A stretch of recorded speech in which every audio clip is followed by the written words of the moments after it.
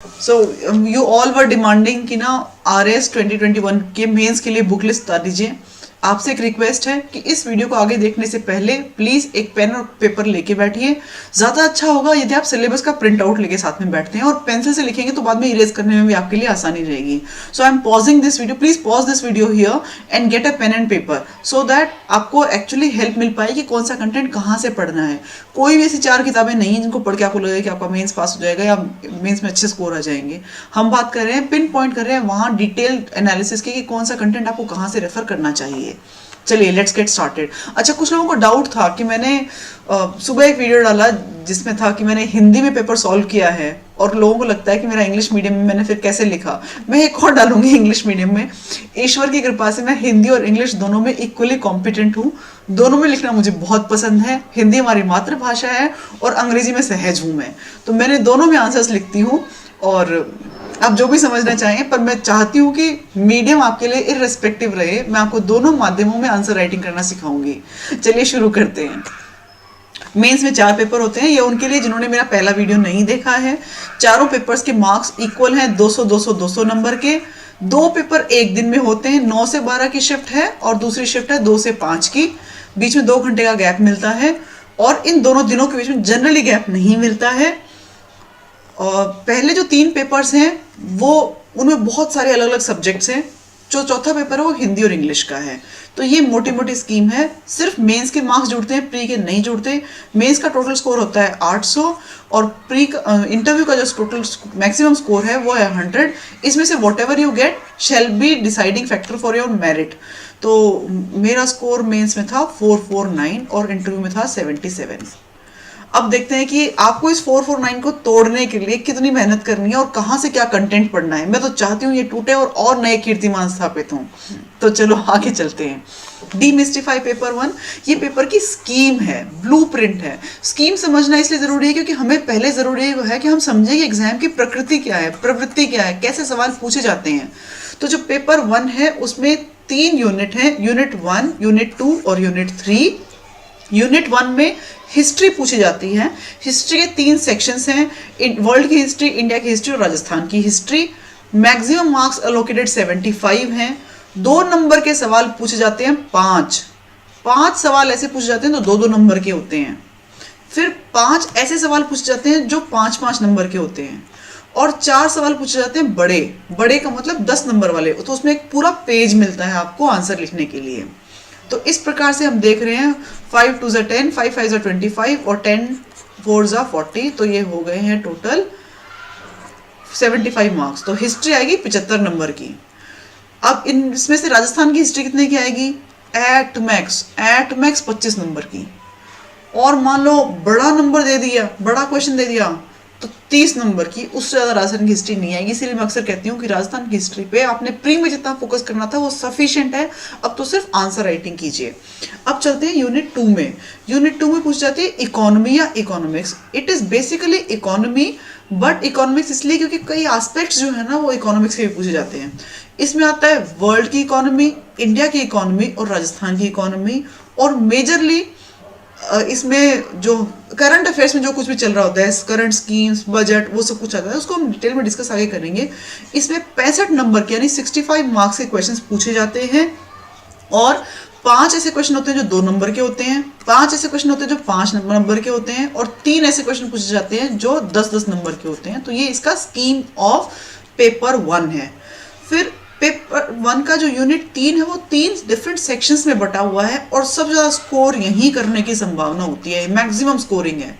ऐसा क्यों हम लेटर देखेंगे, लेकिन इसमें 3 सब सेक्शंस हैं जो 20 नंबर हर एक के हैं और इसमें हर एक में 5 क्वेश्चन पूछे जाएंगे 2 नंबर के और 2 क्वेश्चन पूछे जाएंगे 5-5 नंबर के और बड़ा सवाल एक भी नहीं आएगा। इसी प्रकार से मैनेजमेंट में 20 नंबर का पोर्शन पूछा जाएगा, 5 सवाल 2 नंबर, 2 सवाल 5 number. Similarly accounting and auditing के लिए पेपर 2 को भी डीमिस्टिफाई कर लेते हैं क्योंकि स्कीम जानना जरूरी है और जहां बड़े सवाल होते हैं वहीं सबसे ज्यादा स्कोप होता है मार्क्स कमाने का। तो पेपर 2 के 3 यूनिट्स हैं, यूनिट 1, यूनिट 2 और यूनिट 3। यूनिट 1 में आती है एडमिनिस्ट्रेटिव एथिक्स यानी प्रशासकीय नीति शास्त्र। उसके लिए मैक्सिमम मार्क्स 65। 5 सवाल पूछे जाएंगे 2 नंबर के, 5 सवाल पूछे जाएंगे 5 नंबर के और 3 सवाल पूछे जाएंगे 10-10 नंबर वाले। इसी प्रकार से जनरल साइंस एंड टेक्नोलॉजी, यहाँ जनरल साइंस एंड टेक्नोलॉजी के लिए बोलना चाहती हूँ, ये सिलेबस पूरे आरएएस के जो 12 पेज का सिलेबस है उसमें 1.5 पेज कवर करता है। सबसे लेंदी सिलेबस है, लेकिन ये पढ़ने में सबसे ज़्यादा आसान है। ये समझ के पढ़ोगे तो सच्ची में आसान है। नॉन साइंस बैकग्राउंड वाले कैंडिडेट्स को भी कहना चाहती हूँ, it is the easiest and most scoring. अगर आपने बहुत कम कंटेंट में आप बहुत कुछ सीख लेते हो, यानी वहाँ श्योर शॉट आपको आंसर्स मिल ही जाएंगे। मैं क्यों मोटिवेट कर रही हूँ आपको, क्योंकि things which can not be cured must be endured.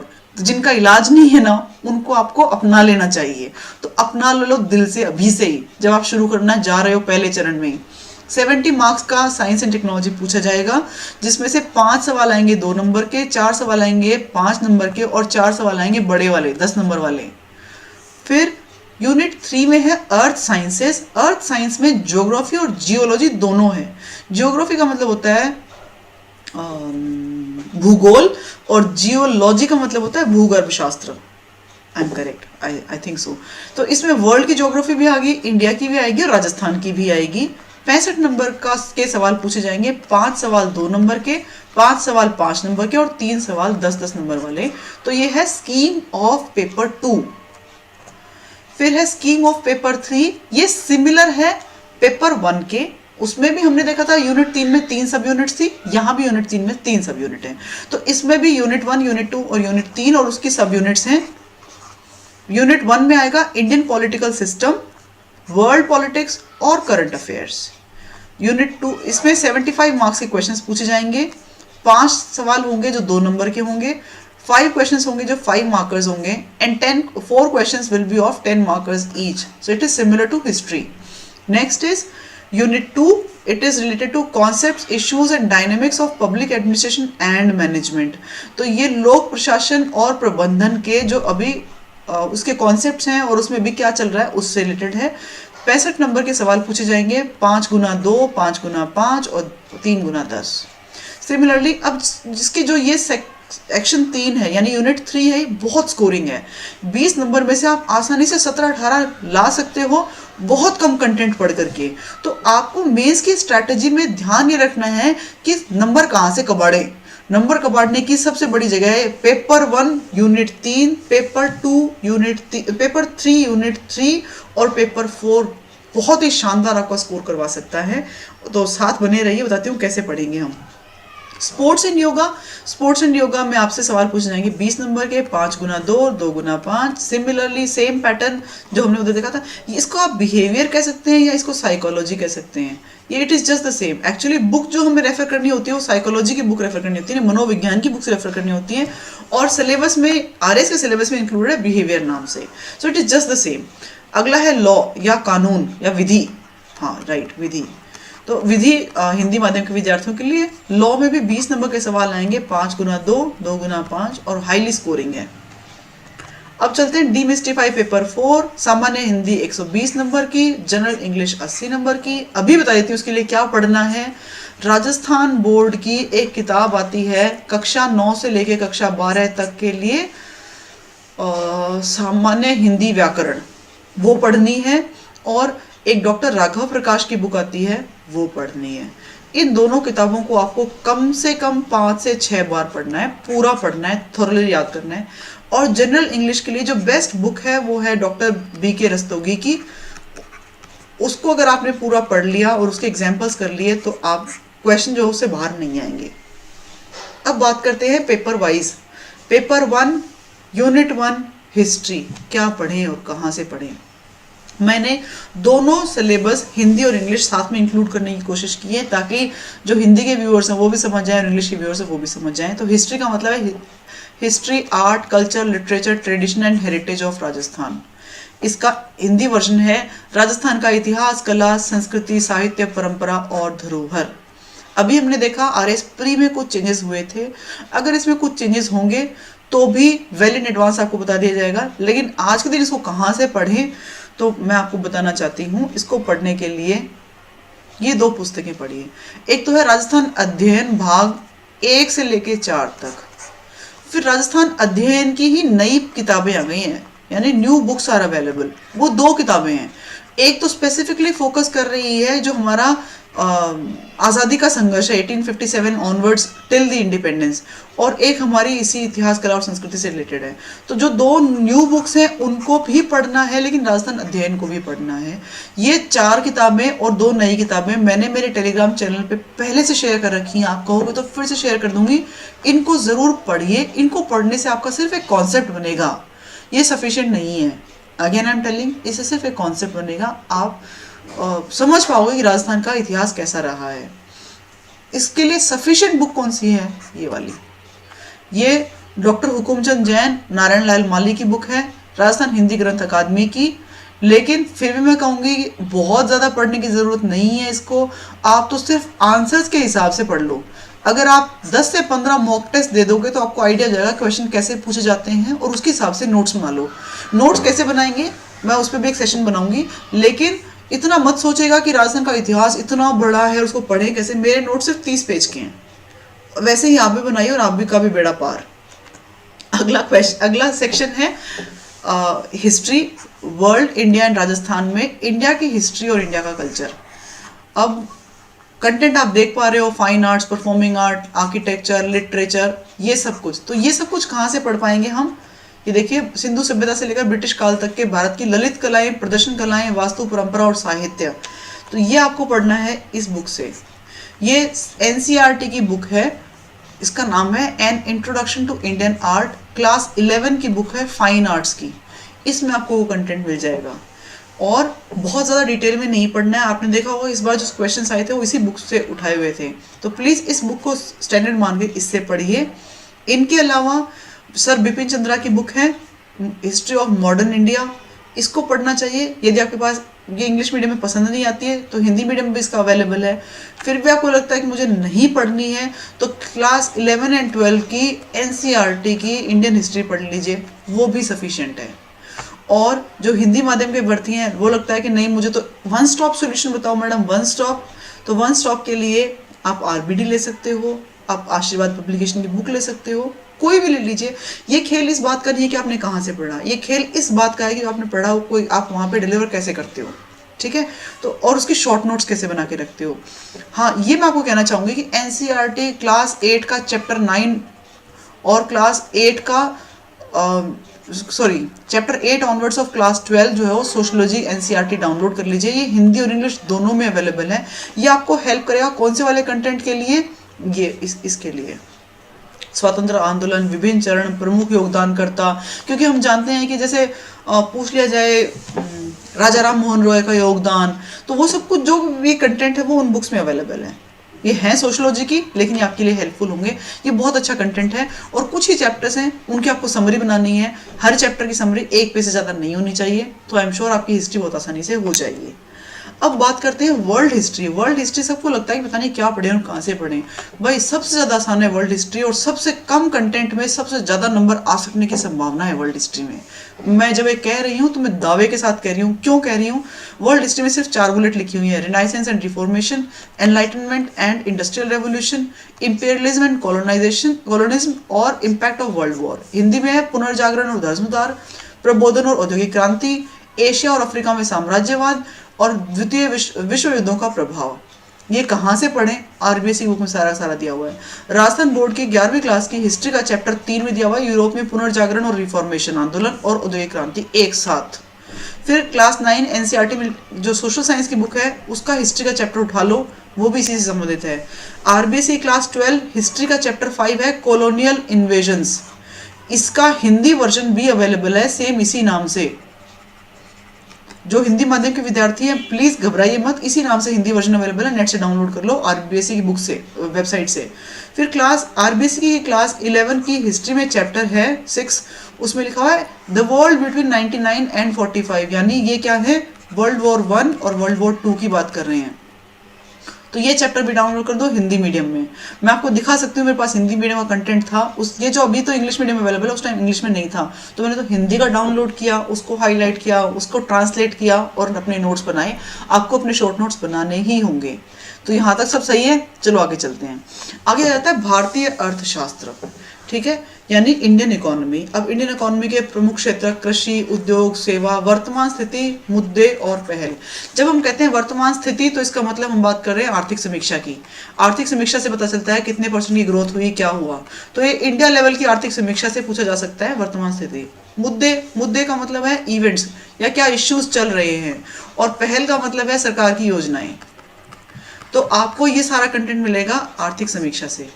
Banking, मुद्रा की पूर्ति, उच्चाधिकार प्राप्त मुद्रा की अवधारणा, केंद्रीय बैंक, वाणिज्यिक बैंकों की भूमिका, कार्यप्रणाली, अनर्जक परिसंपत्ति, वित्तीय समावेशन, यानी इन सब का अगर इंग्लिश ट्रांसलेशन देखें तो यह है concept of money supply, high powered money, role of function of central bank, commercial banks, issues of NPA, financial inclusion और बहुत कुछ।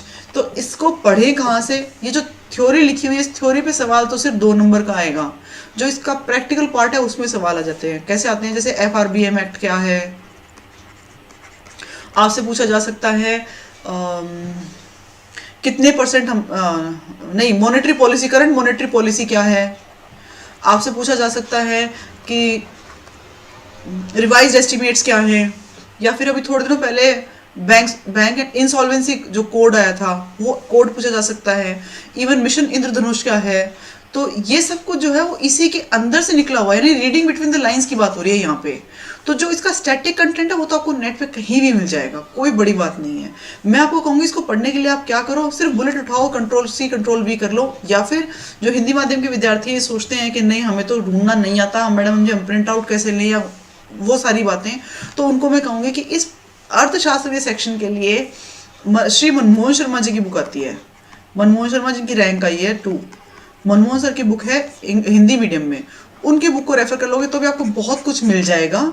फिर भी चूंकि बुक एक दिन में अपडेट होती नहीं है और स्कीम्स नई आती रहती हैं, तो साथ में आप इसमें ऐड करते रहिए जब भी कोई नई स्कीम आए, जब भी नया बजट आए उसको। और मनमोहन सर की बुक बहुत अच्छी है for all Hindi medium students. And for English medium किसी भी वेबसाइट से Ctrl+C और Ctrl+V मारो, कंटेंट को एक जगह पेस्ट करो। आपको सिर्फ कॉन्सेप्ट याद करना है कि हाई पावर्ड मनी में क्या क्या इंक्लूडेड है। आपको याद रखना है कि मॉनेटरी पॉलिसी बनाता कौन है, ठीक है। या फिर आप मैं तो आपको कहूँगी कि अगर आप इंग्लिश मीडियम से हो तो आप समय के नोट्स भी डाउनलोड कर सकते हो। इसका कंटेंट बहुत बड़ा नहीं है। इसमें इंपॉर्टेंट बात यह है कि क्या करंट में चल रहा है, और करंट के लिए आपको सिर्फ और सिर्फ मॉक टेस्ट देने हैं। उसी से आइडिया निकलेगा कि क्या कौन सी टेस्ट सीरीज में क्या सवाल पूछा जा रहा है, क्या इन लाइट है, ठीक है। नेक्स्ट है लोक वित्त यानी पब्लिक फाइनेंस। पब्लिक फाइनेंस में कर सुधार। अब कर सुधार आप कहाँ से पढ़ोगे? इसको पढ़ने के लिए you have to be dependent on coaching notes. और ये कोचिंग नोट्स मैं ये नहीं कहूँगी आप पैसे देकर ये खरीदो भाई, बहुत सारी वेबसाइट्स पर आप सिर्फ इंस्टीट्यूट का नाम लिखो और लिख दो file type PDF, file type :PDF लगा दोगे ना तो भी वो मिल जाएंगे, उनको डाउनलोड कर लो। स्टैटिक कंटेंट वहाँ से मिल जाएगा। करंट के लिए तो you have to be updated. इसके लिए आपको करंट अफेयर्स की मैगजीन्स पढ़नी पड़ेंगी। मैगजीन इस केस में मैं कहूँगी दृष्टि पढ़ लीजिए, मंथली लगा लीजिए जब तक आपका मेंस नहीं हो जाए तब तक। जब तक मेंस होता है तब तक हर महीने की दृष्टि की मैगजीन खरीद लीजिए, क्या नया हो रहा है आपको बहुत हेल्प मिलेगी। और कुछ ऐसे भी कहना चाहती हूँ, जैसे दृष्टि में ना लास्ट में सप्लीमेंट आता है एक्स्ट्रा, मेंस का सप्लीमेंट, प्री का सप्लीमेंट, और वो बहुत ही कॉन्क्रीट सप्लीमेंट होता है। तो आपका जो भी विषय है उसके हिसाब से वो सप्लीमेंट खरीद लो, उसको आगे वाले कंटेंट को फेंक दो, पीछे वाले में से रिवाइज कर लो, उतना ही सफिशिएंट है। मतलब you don't need to buy any specific book for it. अगला है भारतीय अर्थव्यवस्था में हाल ही के रुझान यानी कि करंट अफेयर्स, जिसमें विदेशी पूंजी की भूमिका यानी कितना आया, बहुराष्ट्रीय कंपनियां यानी MNCs। अच्छा, इसमें ना आपको ये नहीं कहा गया है कि MNC की डेफिनेशन दो, no we don't need to remember it, but we need to remember कोई केस हो जाए मान लो किसी के साथ, फॉर इंस्टेंस गॉड फॉरबिड, मान लो हमारे यहाँ ट्विटर को ही बैन करना पड़े या ट्विटर के साथ जो विवाद हुआ था, लेकिन since it is related to economy तो हमें ट्विटर या किसी भी चीज़ का इकोनॉमी से संबंधित जो भी विवाद है ना उसको देखना पड़ेगा, ठीक है। तो ये भी एक करंट अफेयर्स का मुद्दा है। सार्वजनिक वितरण प्रणाली यानी पब्लिक डिस्ट्रीब्यूशन सिस्टम। अब पब्लिक डिस्ट्रीब्यूशन सिस्टम में अभी रिसेंटली हमने देखा था कि एक नई स्कीम आई थी जिसमें कहा था वन नेशन वन कार्ड योजना, ठीक है। तो वो पूछी जा सकती है इसके अंदर। तो इसका मतलब है कि अर्थव्यवस्था एक ऐसा सेक्शन है जिसमें हमें we need to read between the lines. So it is the most updated current affairs section that we need to refer to. अगला है प्रत्यक्ष विदेशी निवेश यानी फॉरेन डायरेक्ट इन्वेस्टमेंट। तो FDI थ्योरेटिकल कंटेंट है, आपको वो पढ़ना पड़ेगा। आपको इसी के साथ FII भी पढ़ना पड़ेगा, FPI भी पढ़ना पड़ेगा, पोर्टफोलियो इन्वेस्टमेंट, ठीक है। फिर पढ़ना पड़ेगा आयात निर्यात नीति। नीति जो एग्जिम पॉलिसी है वो तो ठीक है, समझ में आती है, लेकिन पिछली बार एक क्वेश्चन आया था कि हमने कौन से देशों को मैक्सिमम एक्सपोर्ट किया, तो वो आपको फिगर जो है वो आपकी आर्थिक समीक्षा इंडिया से मिलेंगे, उनको भी याद करना है, उसी से कोरिलेट करके पढ़ना पड़ेगा। अगला है 12वां वित्त आयोग, it is going to change, it shall be, अभी तो 15 चल रहा है, तो मेरे ख्याल से 15वें को हमें पढ़ना चाहिए, लेकिन चूंकि 12वां स्ट्रिक्टली लिखा हुआ है तो 12वें की विशेषताएं भी पढ़ लीजिएगा। जो इंग्लिश मीडियम के कैंडिडेट्स हैं उनको मैं एक बुक और रेफर करना चाहती हूँ। अगर आपको चाहिए वन स्टॉप सोल्यूशन कि नहीं मुझे तो कुछ और देखना ही नहीं है, मुझे एक ही जगह सब कुछ मिल जाए, तो आई रेफर टू लक्ष्मीकांत, नहीं, लक्ष्मी नारायण नाथुराम का, ये श्री या डॉक्टर जो भी है सर, आपको ऑल रिस्पेक्ट, लक्ष्मी नारायण नाथुराम का सर की बुक है, बहुत ही अच्छी बुक है, वन स्टॉप सॉल्यूशन है। लेकिन आपको इसको खरीदने से पहले प्लीज देख लीजिएगा बजट के आंकड़े और आर्थिक समीक्षा के आंकड़े जो हैं, यानी उनके जो फैक्ट्स हैं वो अद्यतन हो। मनमोहन सर की बुक को मैंने रेफर किया था जब मैं RAS मेंस 2018 लिख रही थी, इट वाज अवेलेबल, मुझे मेरे एक फ्रेंड ने रेफर किया, बहुत शानदार बुक थी, पर वो हिंदी मीडियम में थी। इंग्लिश मीडियम के कैंडिडेट्स के लिए ये वाली बुक बहुत अच्छी है। आगे चलते हैं, इकोनॉमिक्स। इकोनॉमिक्स के लिए क्या करें, इंडियन इकोनॉमी, ये तो हम सॉरी इसी का इंग्लिश वर्जन है, हम कर चुके हैं। हम बात करते हैं वैश्विक अर्थव्यवस्था की, यानी वर्ल्ड इकोनॉमी की। इसमें सवाल इन जनरल पूछ जाते हैं कि IMF की कोई रिपोर्ट आई है, तो रिपोर्ट के हिसाब से भारत का क्या स्थान है। वर्ल्ड बैंक ने रिपोर्ट डाली थी, जैसे पिछली बार पूछा गया था, वर्ल्ड बैंक की रिपोर्ट के हिसाब से ईज ऑफ डूइंग बिजनेस में कौन कौन से 10 पैरामीटर्स को इंक्लूड करते हैं।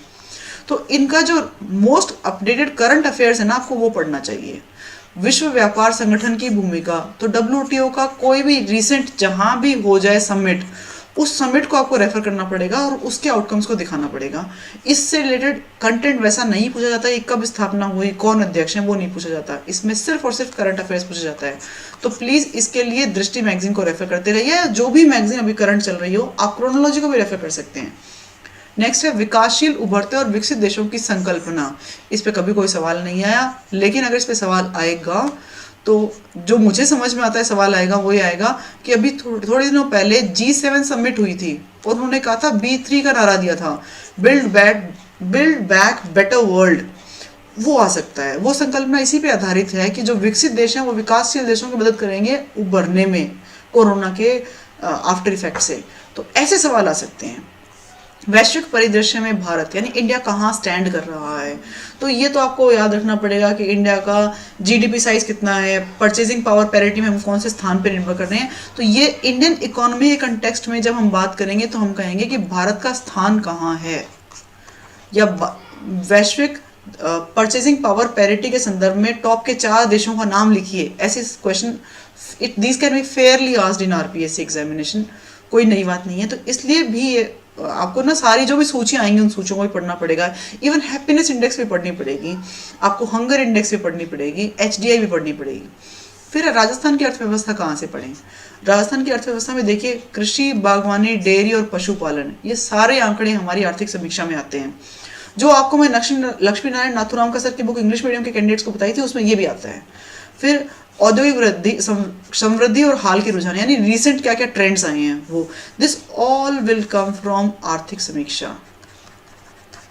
राजस्थान की आर्थिक समीक्षा यानी इकोनॉमिक रिव्यू एंड मुख्यमंत्री जी का बजट भाषण, बजट की स्कीम। कुछ चीजें नहीं भूलनी है, वो कि जो ऑनगोइंग स्कीम्स हैं उनको नहीं भूलना है, तो वो आप देख लीजिएगा। सिर्फ ऐसे ढूंढेंगे ना कि ongoing schemes in Rajasthan in PDF, तो मिल जाएगी। इस पर्टिकुलर सेक्शन को जीतने का तरीका क्या होगा, इसके लिए आप हर एक सेक्शन का एक पेज बनाओ और उसमें चलने वाली सारी स्कीम्स को एक साथ लिख लो। मैं दिखाऊंगी मैंने कैसे नोट्स बनाए थे। महिलाओं के लिए जितनी भी स्कीम्स अवेलेबल वो एक पेज पे लिख लो, किसानों की जितनी स्कीम्स है उनको एक पेज पे लिख लो, बच्चों के कल्याण की जितनी स्कीम्स है उनको एक पेज लिख लो, स्वास्थ्य की स्कीम्स को एक पेज पे लिख लो और आपका काम हो गया। इसमें इतना ही आता है, इससे ज़्यादा नहीं आता। जो सार्वजनिक निजी भागीदारी मॉडल है, नहीं PPP मॉडल है, ये पब्लिक प्राइवेट पार्टनरशिप मॉडल, इस मॉडल पे आर्थिक समीक्षा में जो कंटेंट लिखा हुआ है वही आएगा। यदि आपको लगता है कि इस साल की आर्थिक समीक्षा में नहीं है, नेट से डाउनलोड कर लो पिछले साल की आर्थिक समीक्षा, उसमें मिल जाएगा, लेकिन पढ़ना आपको सिर्फ वहीं से है, उसके अलावा कहीं से नहीं पढ़ना। फिर राजस्थान का जननांकीय परिदृश्य और राजस्थान की अर्थव्यवस्था पर इसका प्रभाव। देखिए जननांकीय परिदृश्य यानी जो हमारे पास में अभी लोग हैं, क्या परसेंटेज है, क्या वो सब कुछ, उसका अर्थव्यवस्था पे क्या प्रभाव है। तो इससे रिलेटेड कोई क्वेश्चन अगर बनता है तो वो क्वेश्चन सिर्फ और सिर्फ एनालिटिकल बनेगा और वो किसी जगह पढ़ने में नहीं आएगा, वो तो आपकी समझ पे डिपेंड करेगा। तो इसलिए इसका कोई कंटेंट नहीं है ये, तो you have to derive by yourself. जितनी ज़्यादा आप आंसर्स लिखोगे उतनी ही ज़्यादा आपकी इसकी प्रैक्टिस हो पाएगी। फिर बात करते हैं इसका इकाई 3 यानी इसका पार्ट 3, समाजशास्त्र, प्रबंधन, लेखांकन और अंकेक्षण। यानी इसका जो इंग्लिश ट्रांसलेशन होगा वो sociology, management, accounting and auditing.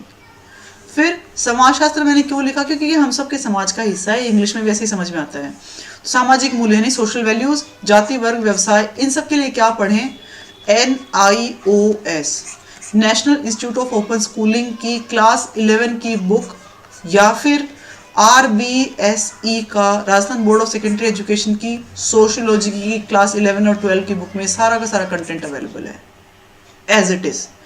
ये मैं इसलिए कर रही हूँ, यहाँ पे ये हिंदी माध्यम के विद्यार्थियों को मिल जाएगा बहुत आसानी से। इंग्लिश में अवेलेबल नहीं था लास्ट टाइम से, जब तक मैंने देखा तब तक। अगर है तो प्लीज़ उसी को रेफर कीजिए, अदरवाइज NIOS की वेबसाइट से डाउनलोड कर लीजिए, it is going to be sufficient. ये जो इंपॉर्टेंट है ये वाला आपको NIOS पे नहीं मिलेगा। जनजातीय समुदाय, भील, मीणा और गरासिया, ये आपने प्री के लिए जहाँ से भी पढ़ा है वहीं से पढ़ लो, सफिशियंट है। इसमें आएगा क्या, शादी के 4 प्रकारों के नाम लिखिए। जैसे भील समुदाय में शादी कितने प्रकार की होती है, 4 के नाम लिख दो। या आ जाएगा भील के 4 नृत्यों के नाम लिख दो, या मीणाओं की जो किसी प्रथा के बारे में आ जाएगा। तो ये सब कंटेंट जो आपको वहीं से पढ़ना है जहाँ से आपने प्री के लिए पढ़ा है, कोई नई बुक मत खरीदिएगा। फिर है प्रबंधन। प्रबंधन मतलब मैनेजमेंट, MANAGEMENT फॉर दोज जो इंग्लिश मीडियम से हैं। ऑल्दो मैंने इसकी कोशिश की है, देखिए साथ में इंग्लिश मीडियम का कंटेंट डालने की। पहले हिंदी की बात कर लेते हैं। ये पढ़ें कहाँ से, यानी प्रबंधन की अवधारणा, क्षेत्र अवधारणा, प्रबंधन के कार्य, योजना, आयोजन। देखो अगर वन स्टॉप सॉल्यूशन मांगो तो मैंने तो सिर्फ जिसको रेफर किया वो था, बेस था सम्यक का, मैनेजमेंट का 40 पेज का एक PDF था, वो सफिशिएंट था। फिर मुझे लगा कि क्यों ना इसमें RPSC का भी, मतलब राजस्थान बोर्ड का भी कुछ देखा जाए। तो कुछ डेफिनेशंस जो थी, जैसे प्रबंधन की definition that I learn from RBSC, मिलेगा कहाँ, क्या कक्षा 11वीं में जो वाणिज्य संकाय है, कक्षा 11 वाणिज्य संकाय यानी कॉमर्स बैकग्राउंड में, वहाँ मिलेगा। बिजनेस एडमिनिस्ट्रेशन नाम से बुक आती है, उसमें है ये सारा का सारा। तो I refer to it but I also downloaded a few chapters from there. तो आप चाहे इसको खरीद लो, इसको खरीदना किस लिए, नेट में मिल जाएगा, ये ले लो। चाहे आप RBD की भी एक बुक आती है हिंदी माध्यम के विद्यार्थियों के लिए, उसको ले लो। और जो इंग्लिश मीडियम के कैंडिडेट्स हैं उनको मैं कहना चाहूँगी, ग्रेड 11 और ग्रेड 12 के कॉमर्स साइड का जो एक क्वेश्चन आया था ना, बिजनेस एडमिनिस्ट्रेशन नाम से बुक आती है, उसमें सारा का सारा कंटेंट अवेलेबल है। My dear English medium candidates, ये सारा का सारा कंटेंट अवेलेबल है NCERT या फिर राजस्थान की ग्रेड 11 एंड 12 का जो बिजनेस एडमिनिस्ट्रेशन वाला पोर्शन है उसके अंदर। और नहीं मिलता है तो do let me know, I share my own notes, don't worry at all. Ultimate बात यह है कि हमें इसको पास करना है, ये और कहीं मिलेगा नहीं, ये किसी भी कोचिंग के नोट्स में मिल जाएगा, वहाँ भी अच्छा है। अगला लेखांकन एवं अंकेक्षण, अगेन वाणिज्य संकाय आ गया है, तो प्लीज़ वाणिज्य संकाय की पुस्तकों को पढ़ लो, या फिर नेट से डाउनलोड कर लो, या फिर हिंदी माध्यम के विद्यार्थी पढ़ लो। RBD की बुक आई है इसके ऊपर, लेखांकन एवं अंकेक्षण की, वो भी ठीक है। But I would refer you to go with at least some authentic content and that should be RBSE की किताब, वाणिज्य संकाय की किताब आती है, इसी नाम से आती है, लेखांकन एवं अंकेक्षण, उसको रेफर कर लीजिए। फिर अकाउंटिंग ऑडिटिंग NCERT या फिर RBSE, आजकल दोनों इंटरचेंजेबली यूज होते हैं। आपको करना क्या है, इस नाम को कॉपी करो, गूगल में पेस्ट करो और साइड में लिख दो, लास्ट में लिख दो NCERT PDF, अपने आप डाउनलोड हो जाएगा। सीरियसली मतलब कोई वर्ड टू वर्ड आपको सेम कंटेंट ऐसे ही मिल जाएगा, ठीक है। स्टिल नहीं मिलता है, do let me know, I will share notes. अगला प्रशासकीय नीति शास्त्र, सबसे खूबसूरत, सबसे ज़्यादा अच्छा, सबसे ज़्यादा ज़रूरी है इस कंटेंट की आज के दिन। लेकिन ये कंटेंट मिलेगा कहाँ से, तो भाई लोगों मैंने तो कहाँ से पढ़ा था, मैं अक्सर कहती हूँ, मैं सुभाष राव सर की बुक खरीद करके ले करके आई, लेकिन वो ठीक है, अंडरस्टैंडिंग डेवलप करने के लिए ठीक थी, पर उसमें वो कंटेंट नहीं मिलता जो RS के हिसाब से चाहिए होता है। फिर मैंने उस बुक को डिस्कार्ड किया। देन आई वेंट टू, मैंने डॉक्टर अवधेश सिंह सर के वीडियोस देखे। डॉक्टर अवधेश, वो आपका कॉन्सेप्ट बना देंगे कि भाई ना मूल्यों का मतलब क्या होता है, लेकिन वो इंग्लिश में पढ़ाते हैं। तो इंग्लिश मीडियम के कैंडिडेट्स तो एक बार अवधेश सिंह सर का वीडियो देख लो, और उसके बाद में आप देखो डॉक्टर पुष्पा सारस्वत। डॉक्टर पुष्पा सारस्वत बहुत सीनियर लेडी हैं, बहुत ही शानदार प्रोफेसर हैं, और मुझे लगता है एथिक्स राजस्थान के हिसाब से उनसे अच्छा कोई नहीं पढ़ा सकता। उनके 17-18 वीडियोस हैं समय के प्लेटफॉर्म पे, वहाँ देख सकते हो, या फिर उनकी क्लास अटेंड कर सकते हो। उनके नोट्स भी अवेलेबल हैं समय की वेबसाइट से, वहाँ से डाउनलोड कर सकते हो। लेकिन वो अपने आप में काफ़ी हैं। प्लस इस साथ में करना क्या है, देखो प्रशासकीय नीति शास्त्र में हम सब पढ़ते हैं रित क्या है, ऋण क्या है, ये वो XYZ। सवाल इनसे रिलेटेड कभी नहीं आते। सवाल कैसे आते हैं, इसमें आते हैं किस प्रकार से द्वंद्व का निराकरण करता है गीता प्रशासनिक अधिकारी के सामने। अब आपको उसके लिए करना क्या होगा, आपको गीता के सारे कॉन्सेप्ट्स को याद रखना होगा कि समत्व योग क्या है, या कर्म के लिए कर्म योग क्या है। तो यानी आपको कॉन्सेप्ट का अप्लाइड पार्ट चाहिए, और वो अप्लाइड पार्ट होगा कैसे, कृपया मॉक टेस्ट लिखिए। आपको पुष्पा मैडम के हैंड रिटन नोट्स मिल जाएंगे नेट पे खूब, आपको मैडम की क्लास ही मिल जाएगी, लेकिन आपको लिखना कैसे है वो मैडम नहीं समझा सकती, वो तो आपको खुद को लिख करके प्रैक्टिस करनी होगी। तो इसका जो सफिशिएंट कंटेंट है वो मैं कहूँगी आप किसी को भी रेफर कर लो, सारे PDF अवेलेबल हैं। इवन RBD की बुक, GBD की बुक, आशीर्वाद की बुक, किसी की भी बुक ले लो, will not make a difference at all. What will make a difference is how do you write. So प्रशासकीय नीति शास्त्र में मेरे खुद के भी नोट्स भी अवेलेबल हैं, वो भी मैं आपके साथ शेयर कर सकती हूँ। पर मोर इम्पॉर्टेंट इज कि प्लीज़ स्टार्ट राइटिंग, बिकॉज आपसे 5 नंबर में सवाल पूछा जा सकता है कि गांधी जी के द्वारा दिए गए 7 पापों के बारे में बताइए, लेकिन आप लिख दोगे 7 नाम ऐसे कैसे कि बिना कर्म के धन जो मिल जाता है वो, या फिर बिना मूल्यों के विज्ञान and stuff, humanity science without humanity and stuff like that. लेकिन उससे शब्द कितने बनेंगे, 14-15 शब्द बनेंगे, आपको तो 50 शब्दों में लिखना है, तो क्या करोगे। इट मीन्स आपको इनका विश्लेषण आना चाहिए, मैं ये कहना चाह रही हूँ, मैं ये एम्फेसाइज करना चाह रही हूँ यहाँ पे आपको। तो प्रशासकीय नीति शास्त्र यानी एडमिनिस्ट्रेटिव एथिक्स को आपको ठीक है समझ लोगे, लेकिन राइटिंग प्रैक्टिस करनी है, इतनी करनी है कि कोई भी कैसा भी क्वेश्चन आए आप उसमें घबराएं नहीं। इसके लिए पढ़ना किससे है, मैंने तो डॉक्टर पुष्पा सारस्वत के 17-18 वीडियोस देखे थे, उन्हीं के नोट्स को रेफर किया, खुद ने नोट्स बनाए। डॉक्टर अवधेश सिंह के कुछ वीडियोस देखे, प्लेटो को समझने के लिए, एरिस्टोटल को समझने के लिए, उनके लिए। लेकिन मेरे ख्याल से पुष्पा मैम के सफिशिएंट होंगे हिंदी और इंग्लिश सभी मीडियम के कैंडिडेट्स के लिए। इसकी कोई एक स्पेशल बुक आती है, नहीं आती बॉस, आपको नेट से डाउनलोड करना पड़ेगा कंटेंट। अगला है सामान्य विज्ञान एवं तकनीकी। उसके बाद सेक्शन आता है साइंस का। साइंस के लिए I shall come with a new video, so stay tuned. मेरे चैनल को सब्सक्राइब कीजिए, लाइक कीजिए और कमेंट कीजिए if I am being helpful at all to you.